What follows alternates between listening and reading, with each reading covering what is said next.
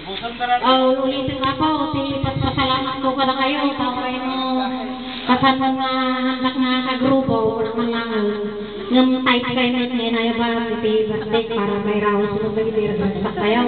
Kanis paringan mo na kayong bunga, iti agkaroon, awalang iti sagabay mo ito na, ayaw magtaklasan ko may makisawa. Maraming salamat po sa inyong lahat. Ayan po, nakananggan yung mata po, hindi kauna ati, kaya di liham na ati pagsisilita.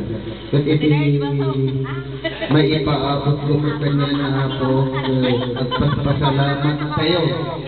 Kanya ati ay iti inhanda na kanya tayo, kanadya ay iti pinagyaya na kanya tayo, sana iti kasta, barbarang mapanawin tayo, baga iti grupo tayo.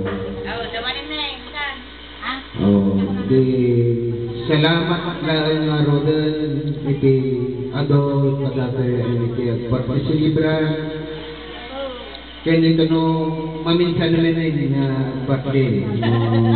Kasi niya yun ito man eh. Niya yun. Sige,